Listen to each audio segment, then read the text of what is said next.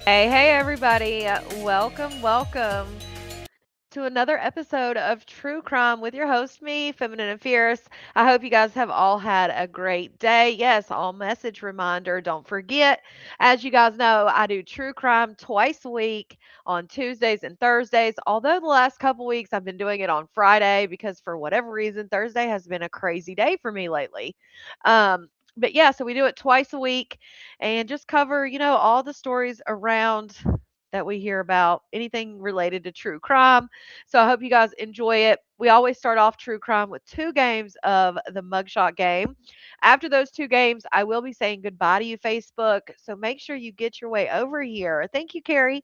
All you have to do is go out of the live that you're in and scroll to the top of that Facebook page, and you'll see a link that'll say live now on YouTube. Go ahead and click that and come on over. There's only two rules in true crime: no malarkey, no spoiler alerts. That's it. So if you think that you know something about the case, just wait for the videos to play. If it's not been said, then you can add to it. But yeah, people get anxious. People are like, "Oh, I know this story," and then they just start typing. So we try to avoid that. Um, yeah, hey, guys. What else? If you're watching this on the replay, hashtag replay, let me know we missed each other. Hype up the video. You can hype up the lives on replay and any videos in the video tab you see, but you only get 3 a week, so be careful. Or use them wisely. I shouldn't say be careful. It's the internet. It's just a button. Also, yeah, hit that thumbs up. I greatly appreciate it. As you guys know, we don't get paid for comments, thumbs up, hypes. None of that stuff is what gets paid. When you hype up the video and you like the video, that is just to push it out to other people who may not be here. Thank you so much, Carrie. But yeah, we don't get paid for the likes or any of that stuff. It's just to, let YouTube know, hey, this is a good video, show other people. Hey, Rita. So yeah, you ready for the criminal game? I'm anxious to see how wrong I am. So let's get it started. Also, trigger warning. I think all true crime is trigger warning. So yeah, many different types of trigger warnings usually, but always a trigger warning for true crime. All right, here we go. This is how we play. We've got five people who committed a crime, allegedly. They are innocent until proven guilty, but we've got, ooh, he's got a Texas. I think that means Texas. Texas eye patch. We got one, two, three, four, and five. And here are the crimes they may have committed: kidnapping, stalking, hit and run, red rum, and driving under the influence. So you guys let me know who you think. If you think number one was driving under the influence, if you think number two was, whatever it is, let me know and we will throw it in there and see how it goes. Hey, Nancy. So who do you think kidnapped? Who do you think did the hit and run? Like I said, if nothing else, this teaches us don't judge a book by its cover. We got four for kidnapping, one for DUI. That means we've got two, three, and five left. We've got stalking, hit and run, and red rum. Five for the red rum. All right. We got hit and run and stalking. And we've got number two or number three. We got stalking and hit and run. That's the only ones we got left. Three is stalking. And four, oh, where'd it go? Where'd the stalking go? Hit and run right there. Stalking right there. All right, let's see what we got. It'll stick. Ooh, 1 out of 5. All right, number one, Mr. Texas Eye Patch Man, hit and run. Number two, kidnapping. Number three, DUI. Four is stalking, and five is red rum. So we got the red rum right. And it was, at least it was the other female that was stalking. So we were close, damn it. We were close. So 1 out of 5. There's the answers. Um, we will take the one. Exactly. We will take the one, damn it. All right. Now, this next one is actually, I think it's a weapon one. Yeah, 4 has the crazy eyes, right? Okay, this one is choose the weapon. Is it weapon or what they stole? Let's see. Because it'll tell us. Their alleged weapon. All right, so we got one, two, three, four, and five. They're all wearing orange except for the dude in the LSU shirt. But I think they may have thought Hey, they all look like they're wearing orange. But we've got pizza crust, an electric toothbrush, Simulac, a wet floor sign, and garden shears. Now, I'm just gonna go with number 1 is Similac because she's a female, and the others are dudes. I could see a female grabbing that Similac and being like, "What's up? What's up? 5 true crimes?" Yeah, 1 is formula. Okay, cool. At least we got it. Good. All right. 3 is shears. I don't know what you do with the pizza. Okay, you guys are agreeing with the Similac. Okay, good. I'm glad we're agreeing with the Similac. And a couple of you guys have said number 3 for garden shears. A couple of you have said that.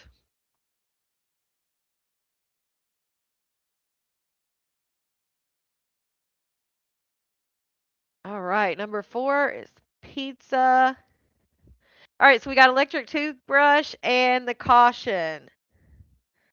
Pizza's 4. Yeah, I got pizza for 4. All right. Caution is 5 and toothbrush for 2. All right. Oh, shoot. Look at that. We got 3 out of 5. 3 out of 5. And look at us if we would have just flipped the 2. If we would have just flipped the 2 in the middle. So the answers are Similac number 1, which we got. Oh, look at y'all. 5 for caution. 5 for caution. Y'all was getting it. All right. So we got Similac number 1. Number 2 is the garden shears, which we had it for the toothbrush. And number 3 is the toothbrush. So if we would have just flipped those 2, we'd have got 5 out of 5, y'all.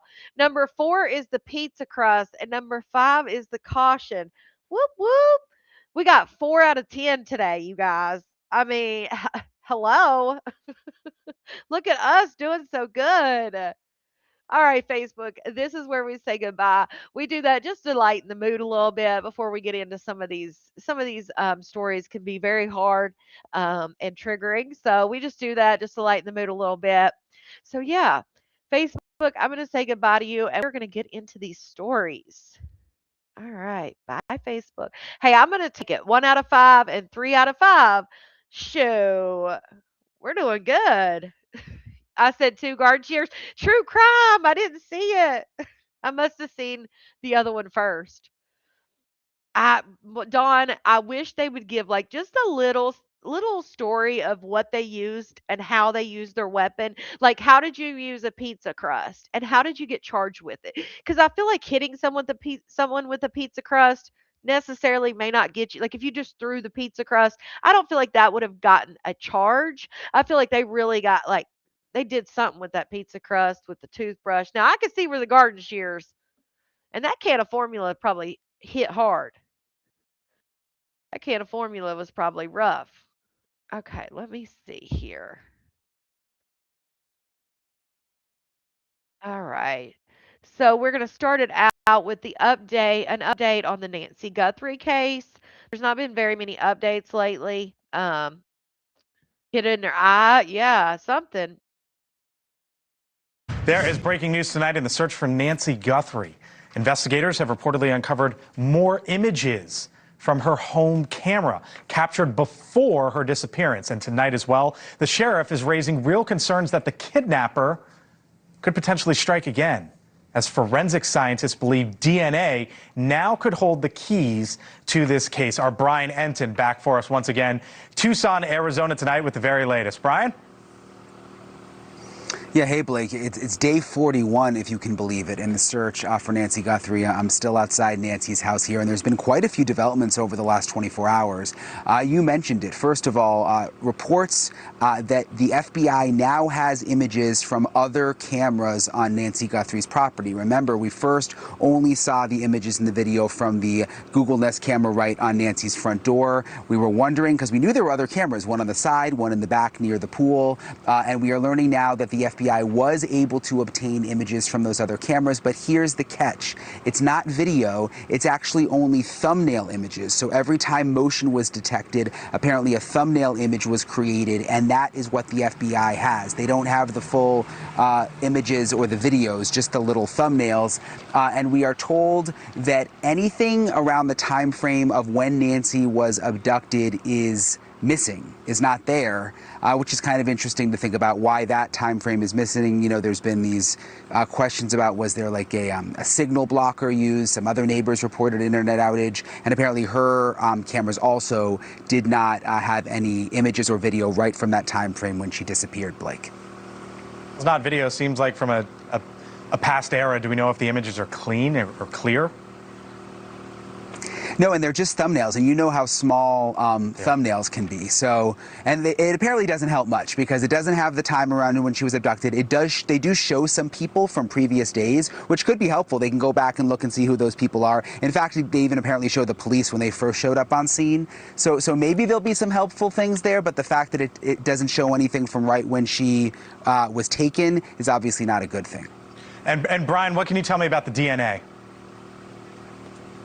Yeah, so we're still waiting. The big question here is the DNA inside the house, whether they're going to be able to use it. We know that it was mixed. I actually went to a DNA lab at Arizona State University. It was fascinating learning about how this process worked. And the forensics professor there zeroed in on something that I hadn't thought about. The fact, you know, the suspect had the ski cap on, the balaclava, but the mouth was still uncovered, which is a big deal because that means spit was coming out, which is very, very important for finding DNA.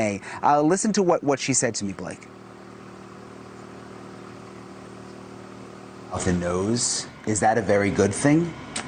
It is a good thing, but knowing where he was at inside the home would be very difficult. So just because he was in there breathing and spit was coming out, we wouldn't that know. Doesn't tell us much about, they can't check the whole house. They can look, but unless he spit a lot, they're not going to see a large quantity, and it's not going to fluoresce. So it's kind of interesting. The saliva, apparently it's important if there's a large quantity, but just in terms of breathing and a little bit of spit coming out, she was explaining to me that is not always that helpful. But she was hopeful overall about the DNA. You know, science is improving every single day, and she's hopeful that they will be able to do the genetic genealogy and that may end up breaking the case open, Blake. Brian Enton, live for us, Tucson, Arizona. Brian, thank you. Thank you for watching. Subscribe below and download our news. Oh.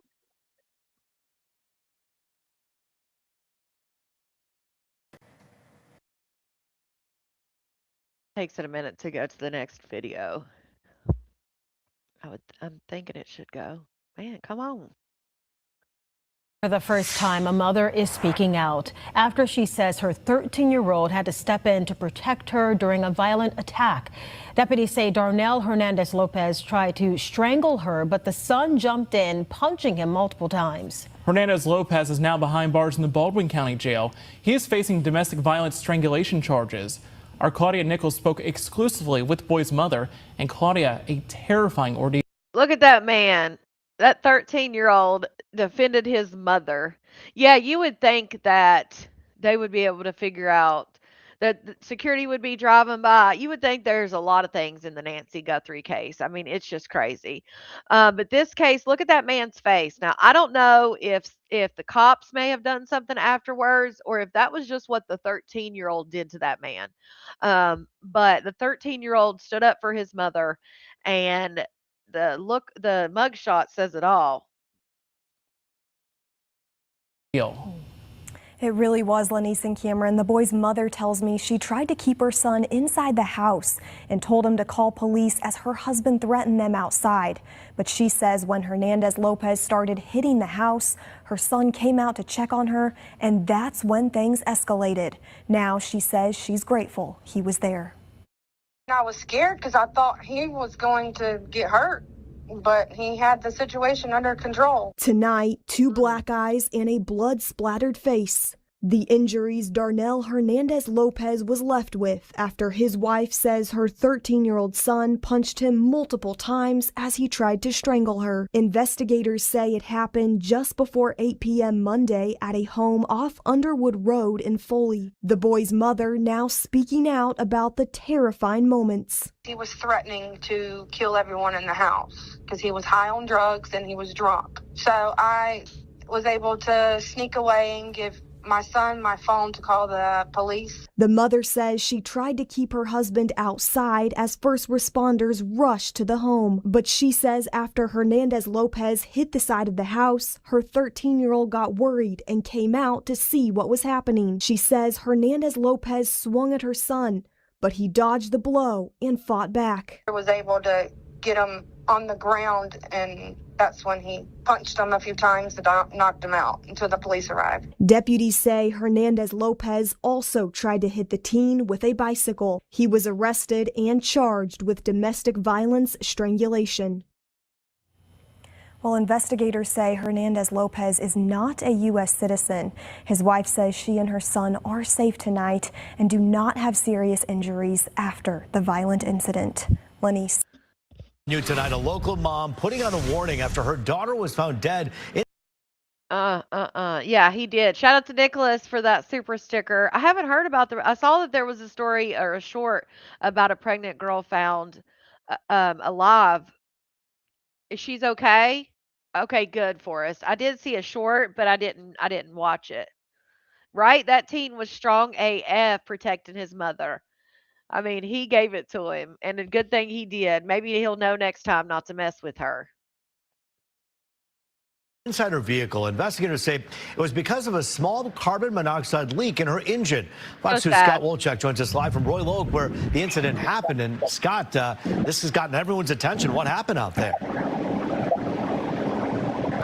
Hey, Roop. Yeah, you know what? It gets a lot of people's attention because it's pretty freaky, to be honest, that something like this could happen, because it could have happened to literally anybody. So it happened here at this parking structure in Royal Oak. This girl was only 18 years old. Her name was Aubrey Morgan, and she had a huge passion for life.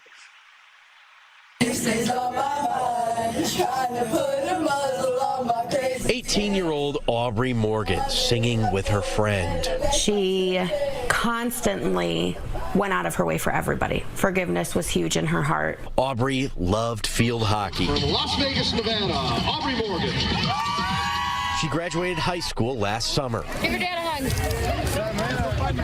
She had a real big passion for cosmetology, which is when she decided to go to cosmetology school after high school. That was why Aubrey was headed to Royal Oak January 14th. It was snowy, and her mother, Olivia, was worried she hadn't heard from her. She had basically not responded. It wasn't like her. Olivia pinged Aubrey's phone to a parking garage near both Aubrey's school and a restaurant she worked at. She called the manager, who spotted Aubrey in her car. It was running. She walks up to the window. She says, "Oh, she's sleeping." And I actually said out loud, I said, "Oh, thank God." Like, oh. I said, "Could you wake her up? Obviously, she's tired. She fell asleep after school or something, yada, yada." And she goes, "Okay." And she goes to open the door. She's knocking on the window, and she opens the door. And she goes, "Wait, she's not breathing." And so obviously, I start screaming. I'm like, "Wait, what? What do you mean she's not breathing?" And she's like, "I have to call 911," and hung up. EMS came, but Aubrey was dead on arrival. The initial thought was she had an aneurysm. The investigation revealed otherwise. They had put her car up on the hoist at the police station, and she had a small crack in her engine manifold. Aubrey had died from a carbon monoxide leak. I never knew that you could just be driving your vehicle and have a carbon monoxide leak and not know it, because it's odorless, there's no signs of it, and the signs present as a lot of other things. That's why Olivia wants to raise awareness to potentially save others and honor her daughter. I want to make sure this doesn't happen to anybody else, because as a parent, this is your absolute worst nightmare. Love you. So sad. Hey, Billy. Very, very sad right there. So what can you do? Well, they do make carbon monoxide detectors that you can put inside your vehicle. You can know the signs: headache, dizziness, feeling tired. But that's what also makes it tricky, because there's lots of things. Even the weather can give you a headache or make you dizzy. So that's where it can be very difficult. A very tragic story to hear. And I wish that mother the best when it comes to spreading out her message, because it is a very scary thing. For now, reporting live in Royal Oak, Scott Wolchak, Fox 2 News. Roop, back to you. Well, Scott, for so many people out there who may, struggle with housing and maybe living out of their cars at some points during the year, This is especially important for them to understand and hear, perhaps helping save other lives in her honor. Yes, that is very true, because, you know, you hear these horror stories of people who are living out of their car, or they fall asleep in their car or something, and this is a big threat that can happen. I know a lot of vehicles actually have a 30-minute shutoff, but it's one of those things that it's so scary because you don't even really think about it. It almost sounds like from the symptoms, by the time that you're really feeling it, unfortunately, you end up falling asleep. Look at this one, guys. This is crazy.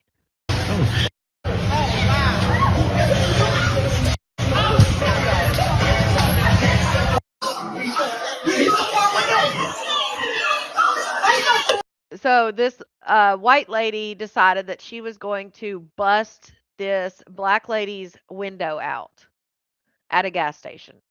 Jeremiah, get this hoe. Get this hoe. Y'all, she just broke my window, y'all. I just beat my Lord.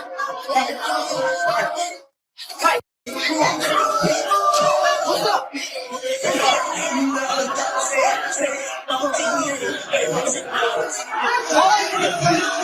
That lady said, "Girl, you gonna smash my window? Guess what? I'm taking your weapon. I'm gonna smash your shit." And that's what she did. Nah, you get my right? You gonna take this. That's crazy. Karen gets instant karma Oh no, after Nicholas. smashing a woman's car window. A wild fight broke out at a Wawa gas station where a white woman wielding a baton smashed the window of a black woman's car and, well, paid the price for this dramatic action. This was a March 5th video. The unruly fight appeared to happen in Jacksonville, Florida, in front of onlookers filling up their tanks. It's unclear if any arrests have been made. So the shocking footage starts when a white woman in a Kia Soul bashes in the back window of a black woman's Lexus ES 300 right, Bonnie? sedan. Now, once again, we do not condone violence at Indisputable. But if you pull up in a Kia Soul, I missed that, and you take a baton to smash the window of a black woman's, Lexus, that may not be the end of the saga. Okay. That may be and call for help. Aged about her broken window, the Lexus owner retaliated by smashing the white woman's car window. She then swung at the woman herself, grabbing her by the hair, and to the amazement of onlookers, made an attempt to bite her. Despite the ruckus, the white woman grabbed the baton again and would not back down until the bystander stepped in and, wrestled it out of her hands. By this point, it appeared the white woman had enough for one day and finally capitulated, saying, quote, "I'm going to give you money," end quote. Her motivation for smashing the window remains unclear. What have we learned here, Karen? After you smashed the window, which I don't know why you did it, I don't know what the motive was. If you would have offered them money immediately, we could have probably bypassed this segment on Indisputable. Yasmin? So April said the black lady hit her first, then she got out of the car and smashed her window. See, I didn't see that part. April says she walked up to the car while the lady was pulling up to the gas pump, hit her through the window. Then the lady got out of the car and busted her window. Okay. All right. That changes things. I don't know if we could have win TV showing on at the Wawa in Florida. You know what I mean? Like what goes on down there? And the bystanders were not hurt, so that is good. The woman said she's going to give the money, so that is good. The damage has been done. It's like to the car and also to the white woman who got her hair pulled and what she get like kneed in the face or something. That was pretty rough. Yeah, and got a baton snatched. All right. We will not be investigating further. A vacation getaway turns deadly for two teens. Okay, this one was out of order. 1 second. 1 second.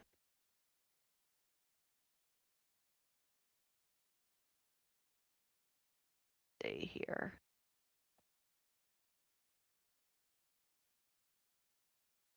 Okay, let's watch this one. Oh shit. Let's watch these few in a row. Hey, hey, Layla. These stories, these couple stories are crazy. These next couple. I mean, like, what is going on? A Hialeah woman spends the night in jail after deputies say she allegedly operated a post-op recovery center right out of her apartment. When detectives searched her home, they found 3 patients there and a history of many more. CBS News Miami's Bree Buckley is your reporter in Hialeah with how deputies cracked the case. This is the gated complex where police say the illegal activity was happening. She allegedly turned one of these units into a post-op recovery house. 42-year-old Maria Otero was arrested Thursday, charged with operating an assisted living facility without a license. She's accused of running a post-operative recovery house out of her apartment in the 18,000 block of Northwest 68th Avenue in Hialeah. According to an arrest form, detectives went to her apartment and saw Otero walking into her place with a patient who was wearing a black robe and compression socks. With a search warrant, detectives went inside and found 2 employees who said they help patients with personal care, like bathing, eating, medication, and transportation, to list a few. There were also 3 patients inside who told detectives they were charged between $250 and $300 a night to stay there and receive personal care, according to authorities. According to the form, Otero told police she typically lives in the apartment, but moved all her stuff to another location she just leased. Otero was being held at TGK on $2,500 bond. She posted that earlier today, according to the online database. In Hialeah, Bree Buckley, CBS News, Miami. Now at 6, a South Florida woman arrested and accused of running an illegal dental practice. She insists she has a license, but flaws in those credentials led to her being slammed with felony charges. CBS News Miami's Larry Seward is your reporter in West Miami-Dade, where the woman was being held at TGK with what happened in court. Kareem Celine Cordova Rivera is in line to be released tonight, headed home, where neighbors say they knew nothing about an illegal in-home dentistry. Kareem Cordova Rivera's face. No, I don't remember, bro. Is not known to everyone on her block in Brownsville. Here, neighbors in front and behind this house struggle to believe the criminal case filed against this 51-year-old from Peru. You haven't seen her before? No, I don't remember, bro. Because I just go to work, leave my house, and go out. And that's it. Does it surprise you that they're saying there was a dentist across the street from you? Yeah. Yeah. You never I never think that. You never saw people walking in and out like... So I saw people, but I don't know for dental service, you know? According to court records, an anonymous tip told Miami-Dade sheriff deputies that Cordova Rivera practiced dentistry here without a license. State records show she does not have one. So Monday, investigators say they got a search warrant and set up an appointment via text message with Cordova Rivera for a tooth extraction. She allegedly wanted $150 for the job. Tuesday, 2 undercover detectives went in. They say Cordova Rivera set up a treatment when detectives arrested her. Investigators say they seized 3 piles of trash loaded with evidence to support charges for practicing dentistry without a license, possession of controlled substance, litter, hazardous waste, nuisance to health, and failure to track biomedical waste. The dental service is expensive, but if you have to do something for the dental, I think you have to do the correct way, you know? Is for practicing dentistry without a license. In court Tuesday, Cordova Rivera spoke and listened through a Spanish interpreter as Judge Mindy Glazier suggested the accused had some dental training. She's a licensed dentist in Peru. But that license in Peru is not valid in the United States, and what detectives found here could send Cordova Rivera to prison. Before bonding out of this jail, Cordova Rivera told a judge in court that she could not afford an attorney, so that judge appointing one for her for the next hearing. Outside TGK, Larry Seward, CBS News, Miami. Roswell police have shut down a senior care home operating in the middle of a residential neighborhood. Investigators say it is an unlicensed operation and have charged the owner with elder abuse. Fox News' Kevin Stewart is live in Roswell with the story. Kevin? Yeah, those vulnerable seniors were taken out of this white home you see behind me, and they were examined. And according to police, they're in reasonably good condition. They've since been taken to legitimate senior homes or with family. You never know what goes on behind closed doors. But what Roswell police say was going on here. There were still 10 residents within that home. I believe it's roughly a 2,100 square foot room. Is illegal, an unlicensed personal care home for the elderly. Many of the residents in that home were living 2 or 3 to a bedroom, or, I say bedroom in air quotes. Many rooms were converted living spaces, dining rooms, living rooms, where beds had been placed inside of that were not designed as beds. They had curtain rooms. Can you imagine a 2,100 square feet and they had 20 patients in there? I mean, that's 3 patients to a room. Police say even a shed had been converted into a living space with no water or a bathroom. So this woman, 58-year-old Deborah Calloway, is charged with elder abuse, elder trafficking, financial card transaction fraud, and more, unbeknownst to neighbors we talked to. Oh, wow. That's crazy. Like, really crazy. Roswell PD got on this case back in January after a missing man. That's exactly what I thought. I thought the same thing, Val. I was like, oh, shit, because I feel like there's something to that for sure. Who was supposed to be in this house ended up being found in Atlanta. This is the department's Facebook post. Police say it all raised red flags to probe some more, which led investigators to figure out Calloway allegedly had no license for a senior home. We have received some information that indicates that there were some third-party organizations that were referring to this location. The whole thing has one neighbor wondering how and why the elderly ended up here. Money? Maybe it's because these people don't really have a place to go. So regardless of someone's entrepreneurial spirit or other efforts or motivations for why they might be doing why they're doing, we have registrations for a reason. We have licensing for a reason. We have expectations for a reason to make sure that the standard of care for those vulnerable populations is what we would want it to be. Exactly. Again, 10 people were found in this house, and according to records, it's a 4 and 2. Police say they do continue to investigate, and more charges are possible. We're live in Roswell, Fulton County. Kevin Stewart, Fox 5 News. Kevin, thanks. Mother wants answers after her 12-year-old daughter got into a fight at the bus stop and died. The mother says the bus driver should never have let the kids off that bus together. Channel 2's Tom Jones is live in Douglas County in Villa Rica. And Tom, as any parent can understand, that mother is heartbroken. Yeah, Linda, heartbroken because her daughter was a quarter of a mile away from home when she got off the school bus here. But that's when Jada West got into a fight with another girl, and Jada never made it home and never made it to movie night with her mother. She was like, Mama, can we do something? Rashonda McClendon says she was looking forward to hanging out with her only child, 12-year-old Jada West. We were supposed to go to the movies Friday. But Jada never made it to the movies Friday. Actually, she never made it home that day. Cell phone video shows Jada beefing with a group of kids at the bus stop. Then she and a girl began fighting. Jada took a hard fall and began to lose consciousness. We are not showing the actual fight and fall. One of Jada's friends ran to tell her mom what happened. Got in my car and I drove up there and she was on the ground. Jada wasn't breathing. She was taken to the hospital. Jada died the next day of cardiac heart failure. Her mother is in a lot of pain. It gotta stop. It must stop. Violence has to stop. McClendon wants to know why no one tried to stop the fight. On the video, you do hear a boy telling everyone to chill out. Let's push the peace. Let's push the McClendon says the conflict began on the bus and the driver should have been proactive. The bus should have never let those kids off. Turned it around. McClendon says her daughter was new to the school and had been bullied.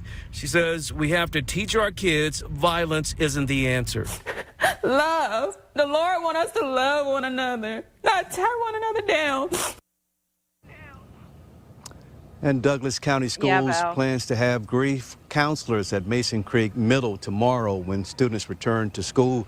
Villa Rica police told me they are investigating and will forward the results of their investigation to the DA's office for review, and police are using that video as part of their investigation. We're live in I think they need to have better training or something for the bus driver because clearly, I'm sorry, I get it. You're a bus driver. You want to let the kids off. You want to go home. Kids fight, whatever the case may be.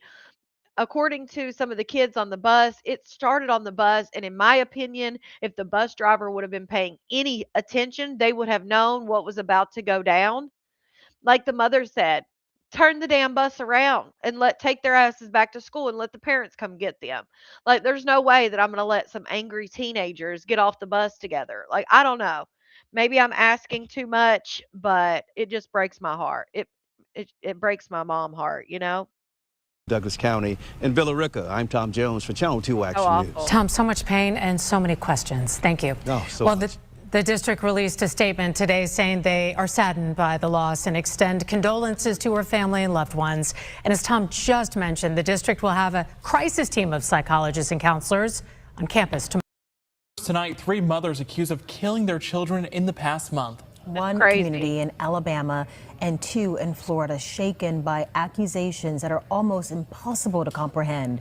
Our Shelby Myers speaking with a psychiatrist about what could have drove a parent to this point and the warning signs to look for. And Shelby, tell us what you found out. Well, Cameron Lanise, Alta Point psychiatrist Dr. Jonathan Todd says we may never know or fully understand why this happens, but there are factors that can play a role.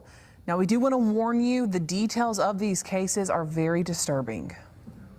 They are the headlines that shake a community. Mothers accused of murdering their young children. In Enterprise, Adrienne Reed is charged with capital murder in the death of her 2-year-old daughter, Genesis. Police say apartment surveillance video shows Reed dumping a duffel bag in a dumpster. Genesis' body believed to be inside. In Pensacola, Jalinda Smith is accused of dumping her 5-year-old son, Jacaden, in a trash bag along Lillian Highway. Jacaden was nonverbal and had autism. Deputies say his body was emaciated, weighing just 20 pounds. And in Milton, April Oliva stands accused of stabbing her 6-year-old daughter, Valerie, to death. Her mugshot shows stitches across her neck, where deputies say she attempted to take her own life as well. Despite the fact that we do have these recent stories in the news, that this is exceedingly uncommon. You know, these are really rare, typically isolated cases. Dr. Jonathan Todd is a child and adolescent psychiatrist with Alta Point in Mobile. He works closely with children, parents, and families. He says while cases like this are rare, there are factors that could contribute. Maternal and paternal stress definitely impacts, their ability to cope with the rigor of child care. Right, it's a taxing job, especially for young parents and young children, and the mental health of the parent in question. Right. So I think of things like the postpartum period, mothers who are experiencing postpartum depression or postpartum psychosis, detachment from reality, suicidality. In many cases like this, parents will often seek to hurt themselves and then potentially seek to hurt other people around them. And then, environmental factors, stress in the household, domestic violence. Violence in the home is definitely a big predictor for more violence. Dr. Todd says there are also warning signs to watch for in friends and family members. Parents start talking about the struggles that they might deal with raising a child. It's one thing to say that this is challenging. It's another thing to say that this is hopeless, that I can't do this anymore, or potentially anything that might indicate suicidal thoughts. But statements like that, I can't raise this child anymore. I don't want this child anymore, or I'm a failure as a parent. Those kinds of things. In isolation, I think it's easy to kind of dismiss those thoughts, but it could be an indication of a bigger underlying problem. And if you're a parent who is struggling, Dr. Todd says it's not hopeless. If you feel like you're a failure, right, there are resources out there, but recognizing that you need help is the first step, and being willing to accept that. Again, recognizing that this is not a parental failure, this is a mental health struggle. And so again, if you're watching this right now and you might be struggling with depression, you can call or text 988. And specifically, if you're a mother who needs help, you can call or text the Maternal Mental Health Hotline. That number is 1-833-TLC-MAMA. A trained counselor will listen and offer help. In the studio tonight, Shelby Myers, Fox 10 News. A fight between a driver and a parent lands a mom in jail. It was caught on camera on the bus camera. Our Denise Dillon is live in Marietta tonight. And Denise, you talked to the mom who had her own video. Yeah, and in both videos, you can hear the driver demand the mom get off the bus. Both the driver and the mom are yelling and appear angry. And the mom's little girl is also seen on the video, scared and crying. Get off the bus. Move your hands. Man, you cannot be on this bus. An altercation between a Marietta City Schools bus driver and a mom. Zaria Stovall says her 2 children were on that bus. She says she missed the drop-off location by just a few seconds, so she went to the next bus stop to get them. But the driver said that wasn't allowed. They have a protocol and procedures that they have to follow when dropping off children. Stovall says she got on the bus. The driver told her to get off. Off the bus! Ma'am! Get off the bus! In the video from the bus's camera, you can see a child swinging a backpack at the driver. Stovall says that's her child. Stovall says the driver pushed her multiple times. He pushes me off the bus, so I fly off the bus. I walk back up. He pushes me again. I fly back off the bus. I walk back up. He pushes me again, but this time I'm on like the second step, so I drop down. I see a bottle and I throw the bottle at him. Stovall admits she threw a plastic spray bottle at him. According to a warrant, Stovall punched the driver in the face. In her video, you can hear her say she's going to do it. Did you ever punch him in the face? I don't remember punching him in the face. I remember getting up each time, trying to get up. Every time I tried to get up, I got pushed back down. Stovall was arrested on 5 charges, including assault against a school employee, battery against a school employee, and criminal trespass. She says she's going to fight those charges. I'm just going to fight him because in the report, I felt like it was very false. It said I put my hands on him first. And Stovall says since the altercation, there has been a different driver on her children's school bus. Reporting live in Marietta, Denise Dillon, Fox 5 News. All right, Denise, thanks. This is crazy. Former NFL linebacker Darren Lee back in the spotlight, this time in a Tennessee courtroom, accused of murdering his girlfriend, and prosecutors argue using ChatGPT. Yeah, now, but here's the thing, and they do it here too. So if you miss your child's stop, you cannot follow the bus and get your kids off the bus. You have to wait. And this happened to me whenever my kids like have missed or they didn't see me at the stop or whatever. You cannot go to the next stop and pick the kids up. You literally, when it happened to me, I literally had to wait it was like a whole hour for the bus to go drop off all the rest of the kids and then take my kid back to the school. And they just didn't see me at the stop. They will, at least here in South Carolina where I am, they will not let you chase the bus down and get your kids off. That's just the protocol that they have at the school, which is crazy to me because if you're at the next stop and your kids are on the bus, I don't see the rationale behind the protocol. Um, I don't get it, but again, if you're just following to the next stop and your kids are on the bus, the kids say, "That's my mom." The bus driver knows that's their mom. Like, why not just let them off? In fact, it's more work for the bus driver because you have to drive the kids back to school, wait on the parent. Like, I just don't get that, but it is the protocol. Um, but I still don't get the rationale.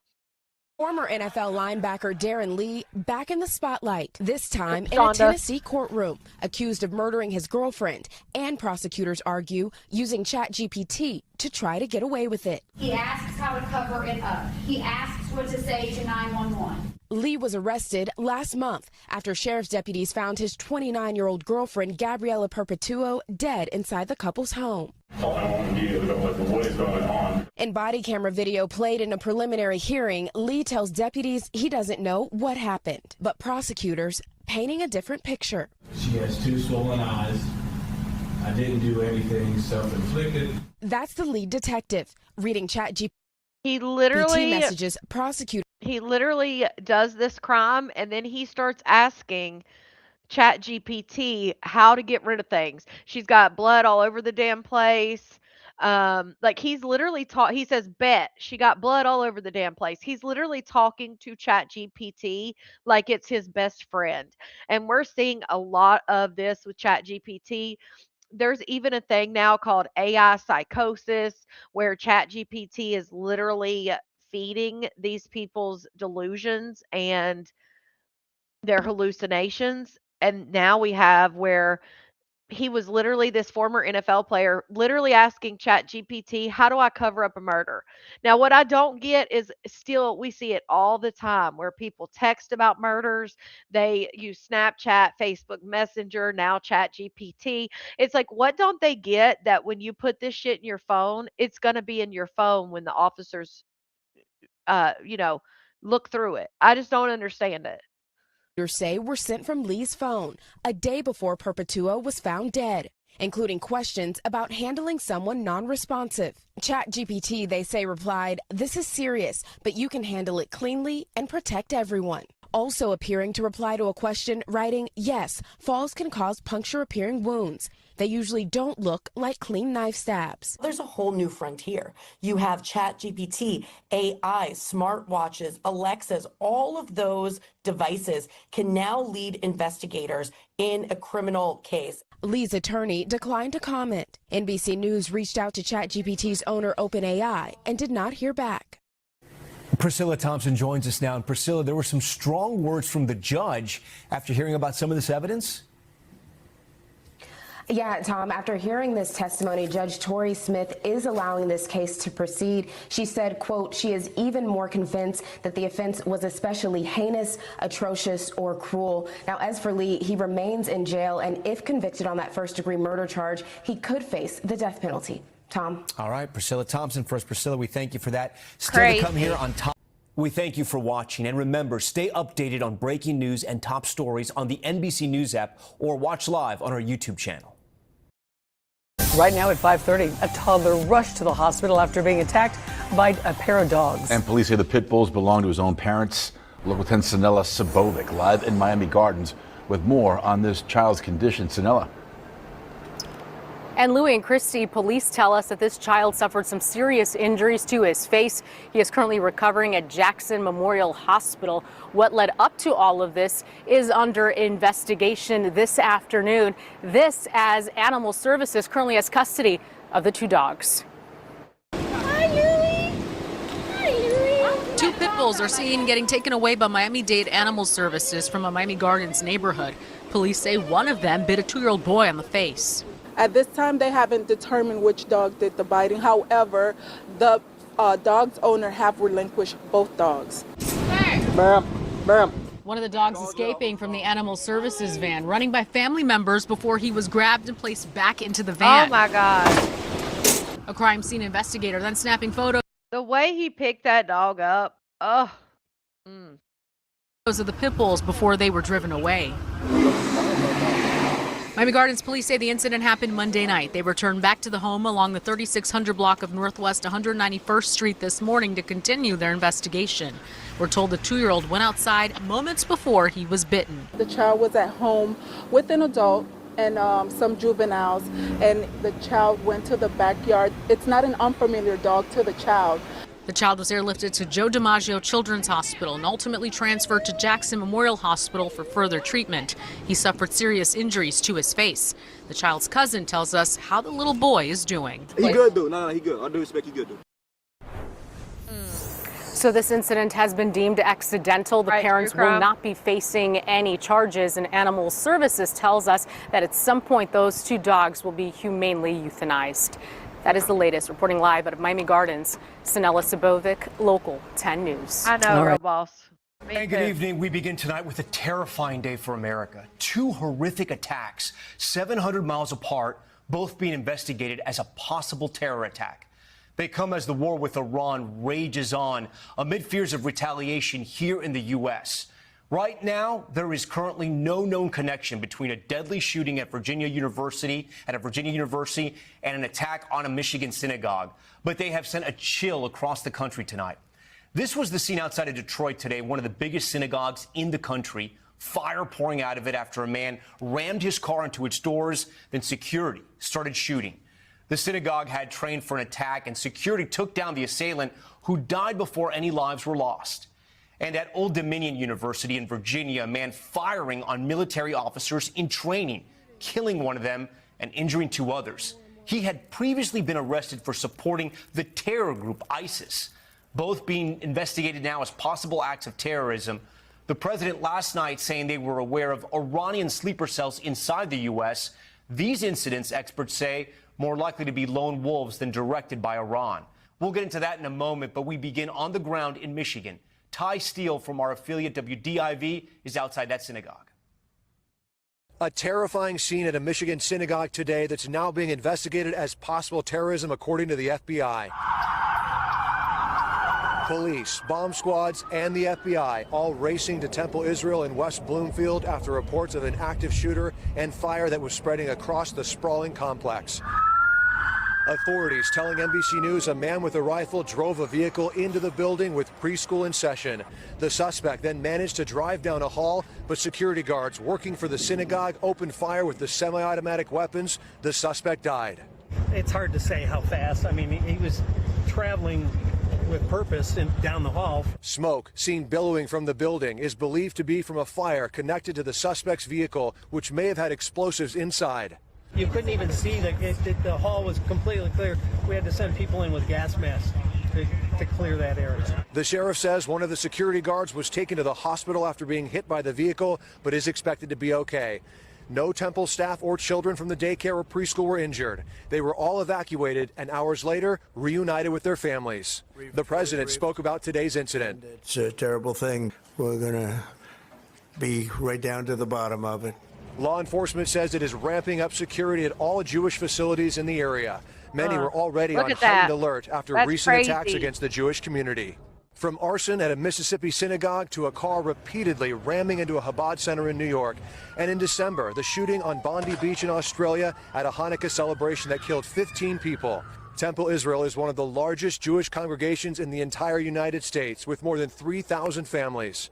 A rabbi there says they have had a plan in place in case any incidents like this one. And the sheriff says since the war with Iran began, they've been coordinating with law enforcement at all levels. We've been talking for 2 weeks about the potential, sadly, of this happening, so there was no lack of preparation. Tonight, the community is shaken. This is senseless. It's senseless. We have to be better than this. This is not okay. So that's all I want. Everyone to be okay. And with that, Ty Steele joins us now live from outside that synagogue. Ty, you spoke with residents in the area who took in people from the synagogue this afternoon. What did they tell you? Took in people. That's right, Tom. 10 yards from where I'm standing right here, a homeowner was home at the time of the evacuation of that preschool. He took about 40 children into his garage and held them there for about 30 minutes until school buses arrived and took them to a safe location. He says he is so grateful that he was there to help. Tom, back to you. Ty Steele, our thanks to you. Now to the deadly shooting on a university campus in Virginia, being investigated as an act of terrorism. We're learning the suspect was once convicted of providing material support to ISIS. Ryan Nobles reports it was a student who stepped in to take him down. Tonight, the suspected terror attack playing out on a campus in Virginia. Old Dominion University on high alert after a shooter opened fire in a classroom. Reports of an active shooter in the building. Just before 11 a.m., officials say 36-year-old Mohammed Baylor Jala specifically targeted an ROTC class on the Norfolk, Virginia campus. We have confirmed reports that prior to him conducting this act of terrorism, he shouted or stated Allah Akbar. O. Jermaine Bego's son was in the room and called soon after the gunfire broke out. He was very distraught and nervous. You can hear it in his voice. But he wanted to let me and his mother know that he was okay, that he was unharmed. A group of brave students stepped in to subdue the suspect. And if not for them, I'm not sure, what else he may have done. According to police, one person was killed, 2 others injured. The shooter also died. The Secretary of the Army tonight saying both people injured were Army personnel. Jallo is from Sterling, Virginia, and was a former member of the Army National Guard. He was arrested in 2016 for attempting to provide material support to ISIS, according to court documents, and allegedly attempting to gather weapons to be used in an attack in the U.S. The complaint at the time said Jallo also attempted to provide funds to people hoping to join ISIS. Documents show that he pleaded guilty to a terrorism-related charge.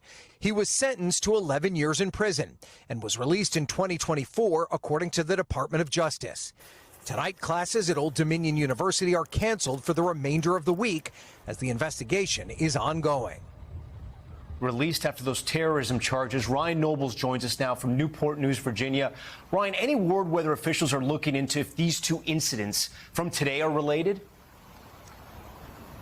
Tom, at this point, officials have said that they've not found any direct evidence that the two incidents are connected. And here in Virginia, they're trying to determine what the suspect's specific motives were. And they're asking the public for help. They want to know where he was before this incident, who he may have been talking to, and if anyone was feeding him information.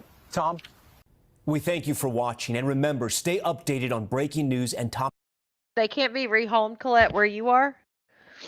Pits can be rehomed here. I mean, it depends on the state.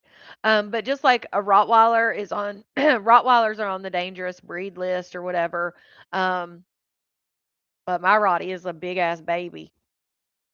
Stories on the NBC News app or watch live on our YouTube channel. This next one's crazy. Since QCPD's inception in 2022, shout out to there have Nicholas. been more than 2,000 calls for service. Shout out to Nicholas for that super sticker. This right here is so disturbing. At Canyon State Academy and Desert Lily Academy. Both residential schools are located right next to each other and are owned by the Nevada company Rite of Passage, under contract with DCS. Canyon State is for juvenile boys, while Desert Lily is for girls. Back in 2022, we covered the high number of calls for service and concerns at CSA. We've learned the Queen Creek Police Department has responded to CSA at a rate of nearly once a day. By 2024, those calls spiked with 430 at CSA and 306 at DLA. So I sat down with Queen Creek Police Chief Randy Bryce to ask a simple question. Is that too much? One thing to keep in mind, it's certainly a concentrated number of calls for service, but it's a broad spectrum of calls. But what has consistently stood out are missing persons calls, especially when kids run away. From January 2024 to December 2025, there were 208 reports for missing boys at Canyon State. So both of these homes are like DCF, CPS, juvenile centers for kids who have been taken away. All of these kids are starting to be missing, and there are reports that they are literally on the blade and being trafficked.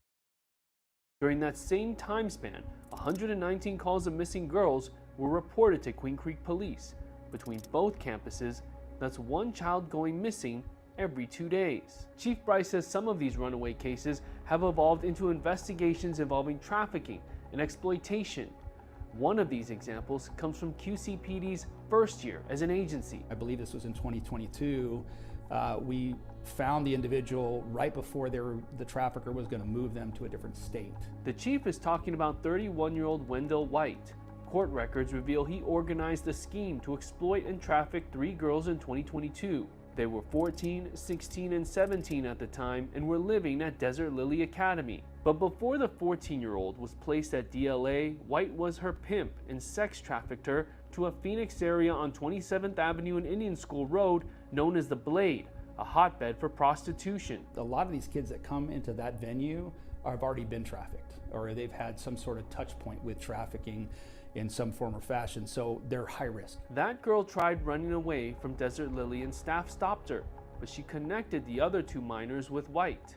Those girls ran from Desert Lily to work the Blade for White, provided with drugs and alcohol. Prosecutors say White had sex with all 3 victims. In July 2025, Wendell White was sentenced to 20 years in prison after pleading guilty to child sex trafficking and 2 counts of attempt to commit child sex trafficking. Last year alone, QCPD trafficking detectives located 4 girls who ran away from Desert Lily, believed to be trafficking victims. One of them found in a motel room with 3 men. If we don't find them within that first few hours, our concern is that they'll be trafficked, and we have to put a lot of resources into solving those quickly. The Department of Child Safety sent Fox 10 this statement, saying in part, quote, Canyon State and Desert Lily Academies are some of the facilities with the highest runaway youth because they care for children requiring the most intensive structure and support, end quote. Going on to say that since September 2024, the number of youth missing from care has decreased by 40%. Queen Creek PD's Missing Persons Facebook page consistently posts photos of missing kids, many believed to be from Canyon State and Desert Lily. We reached out to write a passage for comment regarding issues of runaway and trafficking investigations. A spokesperson says in a statement, quote, "Our programs and staff specialize in serving vulnerable and trafficked youth by providing trauma-responsive care and individualized treatment planning that promotes safety, stability, and healing." ROP also says, "We are proud of the outcomes achieved in collaboration with our local partners, including DCS and the Queen Creek Police Department." When you took the job as chief, did you think you'd be dealing with situations such as minors, females being trafficked and being found in Phoenix?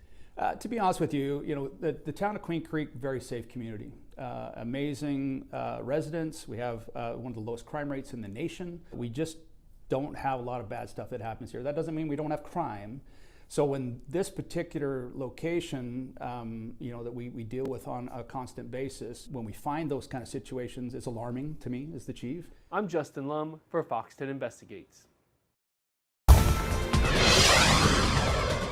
Tonight, Fox 13 is getting answers. Surveillance video shows Memphis police raiding a home this week, but the people who live there said police were at the wrong place. Good evening and thank you for joining us. I'm Kayla Solomon in for Darcy Thomas. That raid happened in the 600 block of Breedlove Street yesterday. Fox 13's Rob Sneed live in Memphis tonight. Rob, you spoke with the man who lives in that house this afternoon. So yeah, certainly, and the man that you're talking about, his name is Sir Dorsey, and he says that he has not slept since that incident occurred yesterday. He says he's extremely traumatized by it, and he says as far as his children are concerned, they're confused, and so is he. And my youngest son, he's 13, he wanted to be a police officer. He told me last night, "Dad, I don't want to be no police officer no more." You know, that hurt me. You know what I'm saying? That hurt me. Sir Dorsey says the pain, both physical and mental, hasn't stopped since Memphis police raided his home on Breedlove Street Wednesday morning. All 4 of his children were inside. The terrifying sounds still echo in his mind. And they beating on the door. I heard them, "Doo, doo, doo." They just beat. "Doo, doo, doo, doo." So I come on downstairs and open up the first door. One officer had his gun or his barrel on the door, on the glass of the door, telling me put my hands up, open the door. He says those officers cussed him out and roughed him up, and security cameras rolled the whole time. So they run on up in my house, go through all my closets, you know what I'm saying, pulling stuff out my closet, you know what I'm saying? So I had my phone, I pulled my phone out, you know what I'm saying, to call my wife. They tell me get out the phone and snatch my phone, put my phone in their pocket. Fox 13 News reached out to Memphis police to find out how could something like this happen? What's being done to prevent this from happening again? In a written statement, the department said, quote, "The Memphis Police Department Fugitive Unit and members of the DEA were at this location attempting to locate Samuel Shine. Shine has several active arrest warrants for possession of a controlled substance with the intent to manufacture, deliver, sell cocaine. The address was linked to Shine. The male in the video was detained and identified. When officers determined that Shine was not at this location, they cleared the scene," end quote. Though Dorsey's name is also cleared, the lasting impact still remains. He says the outpouring of public support is getting him through. Man, I'm hurt and I'm happy at the same time, man. You know what I'm saying? I'm hurt and I'm happy because this is something that I never expected. Dorsey also told me tonight that he does not know Shine. He also says right now he is looking for a lawyer. As for his children, well, he says he will be putting them into therapy. Kayla. That's Fox 13's Rob Sneed live in Memphis tonight. Thank you, Rob. So awful. Oh, okay. I'm going to play this one and then. This is crazy. I would string my kid up. Oh, Lord. These kids nowadays are just getting out of control. I mean, I think it's always been a thing, but it just seems like it's worse nowadays. This shit is crazy.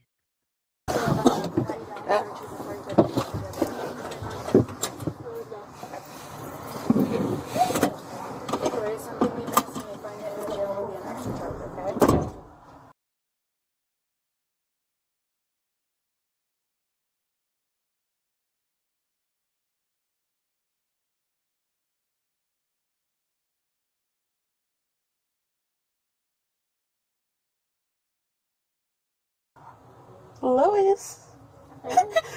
Mother effer.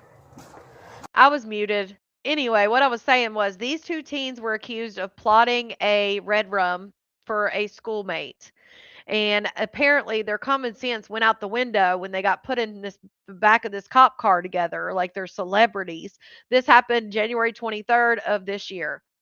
But I don't know why people don't understand you're being recorded.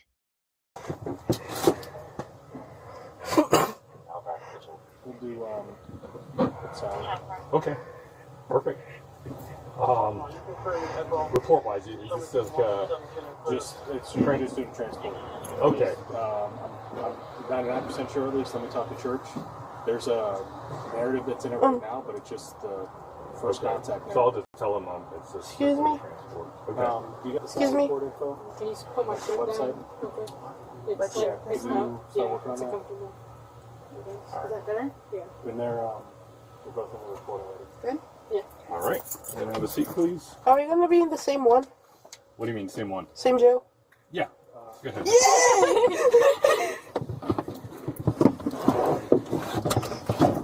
Alrighty. Like, what the fuck? Wait, they went through his phone? No, they're going to go through his phone. He's gonna be. Oh my god. Yeah. Hey, what are you doing here? No, he's gonna be arrested too. What? Why? Yes, I told him he knew. He didn't report me. I told him already. He did a tip? There was a tip. Wow. There was a tip shown. Did you not see it? Someone tipped. He snitched. So she had told a boy about their murder plot, and she assumed since she told the police that he knew about it and didn't report her, oh, he's going to go to jail too. But apparently he may have been the one that called the tip in. But just how happy they are, like, girl, you're going to jail. Oh. Why wouldn't tell the police he did a tip though? Huh? Police, he did a tip though. Cause it was anonymous tip, but I was just assuming it by the writing. Yeah. Just like it was. Yeah. Oh my fucking god. God, I knew I shouldn't have told him. Cause he was like, oh, can you please tell me I can't sleep tonight? You! God! Bravo 14. So terrible. Okay, let me read this to you because there's no videos that I've been able to find on this, but this story is insane. Let me read you this. Injustice in the Heartland. Oklahoma home invasion victim faces harsher charges than his armed attackers. So, armed attackers allegedly went into his home, beat him up. In a disturbing twist of prosecutorial priorities.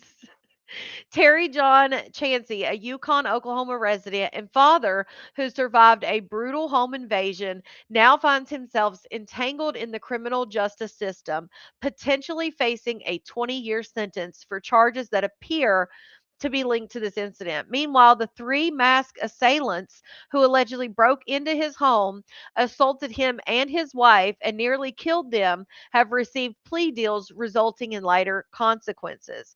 This case, rooted in a violent robbery on January 15th, 2024, highlights potential disparities in how the Canadian County District Attorney's Office handles victims versus perpetrators, raising questions about retaliation, evidence standards, and the influence of self defense in survival scenarios.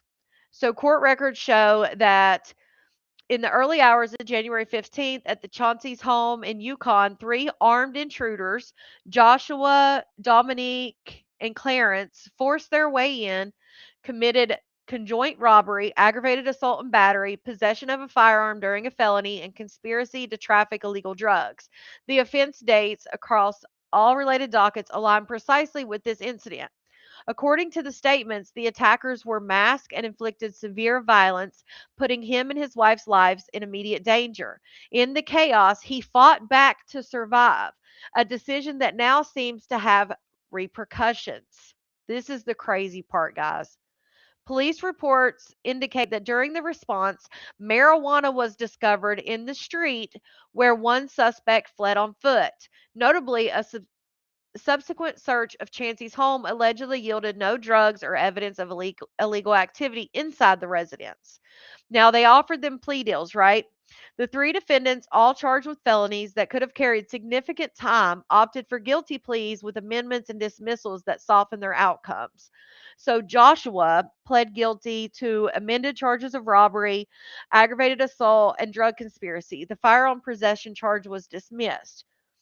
He did a guilty plea. Clarence, he did a guilty plea for conjoint robbery, aggravated assault and battery, possession of a firearm, and drug conspiracy.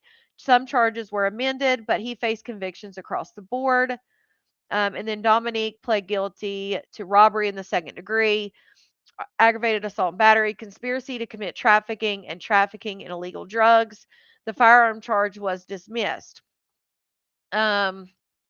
These resolutions involve reduction in charges, particularly around firearm possession and certain drug offenses, allowing the intruders who nearly ended 2 lives to avoid the full weight of their alleged crime. Now, what's crazy is the reason that they got most of these plea deals is because they are the star witness in the case against the homeowner. So, months after dismissing or amending some of the intruders' violent charges, he allegedly circled back, the district attorney circled back to target the homeowner. Based on the account, the prosecutor filed felony charges against him for trafficking illegal drugs, linking the marijuana found in the street during the suspect's escape without concrete proof that it belonged to the homeowner. Additionally, now this is the part that kills me. Additionally, he was charged with child neglect because he fought back and fought for his survival during the invasion. So you mean to tell me 3 people in mask come in your home, beat you and your wife up in front of your kid, and you fight back and you get charged with child neglect? Are they out of their freaking mind? He also faces a separate misdemeanor conviction for domestic abuse, assault, and battery via a plea with an offense date of March 18th, 2024, which was post invasion. The core allegations tie back to the January event where the state has listed one of the convicted intruders, as the witness against the homeowner. Yes, you read that right. The state is using a violent criminal who almost killed the family as a witness. That the drugs found in the street were the victims, and that the homeowner fought back in the presence of a minor child. The move has sparked outrage as it positions a perpetrator as credible testimony against an alleged victim. The state is pushing for a 20-year sentence for the homeowner, exceeding the penalties imposed on the men who initiated the violence. Assuming good faith and no worst case assumptions, maintains his innocence on the drug charges, emphasizing the lack of evidence from his home search. He has demanded a jury trial and it is scheduled for April 2026. Like, what? Let's see. And also lack of media coverage. Why the silence? Despite the gravity of the events, a violent home invasion tied to drugs and guns in a quiet Yukon, Oklahoma neighborhood, this case has flown under the radar of major news outlets. The absence of coverage underscores the need for independent journalism. So this is crazy to me. So they get off. So there's the attorneys and the charges. So he got there's the attorneys and everything. I guess that was the truck maybe that they used. Wait a second. Well, shit. Hold on. Let me go back and find it. Where did it go? Okay. Trying to find all of the let me see here. Because there's more pictures. I was trying to find the pictures. But I just can't believe, like, he got charged with child neglect because he fought back. Like, if somebody breaks in your home and they're beating you and your friggin', they're beating you up and your wife, what is the deal?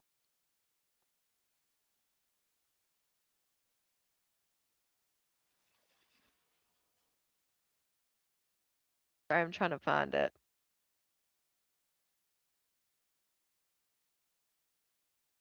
I just couldn't believe that they are charging the homeowner.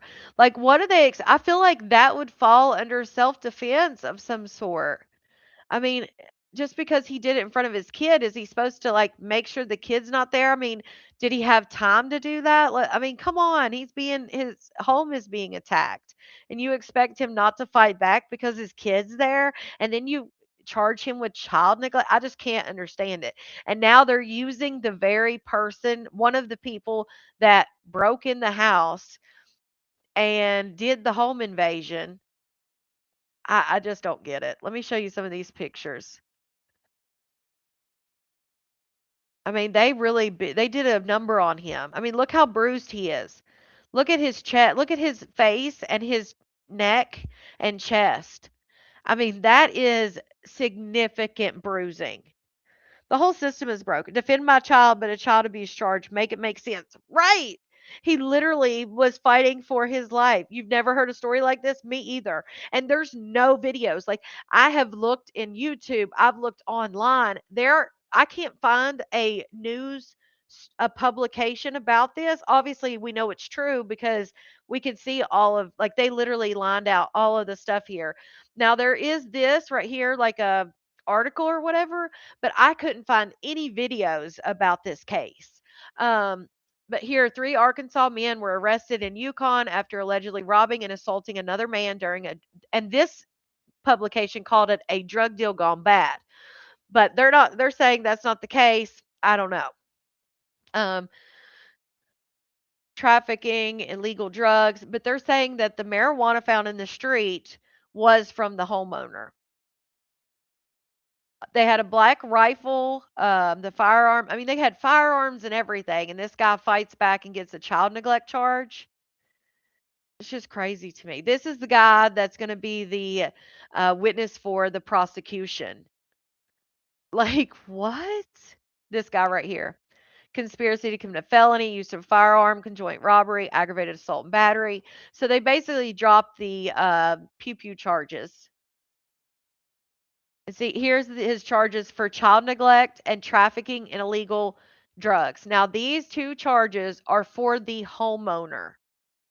For the homeowner. Like, I just I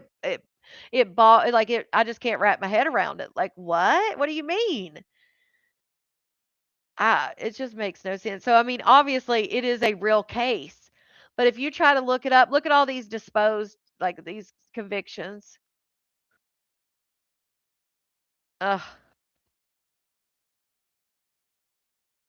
So, I mean, it's clearly a real case, but the fact that it's not been on hardly any radar that I've seen, like it's not been on any news outlet, anything like that, I had to show you guys. I was going to make a video and I didn't have time to make the video, but I just couldn't believe it. Especially now, I can understand trying to tie the illegal substance to someone. I can understand that part.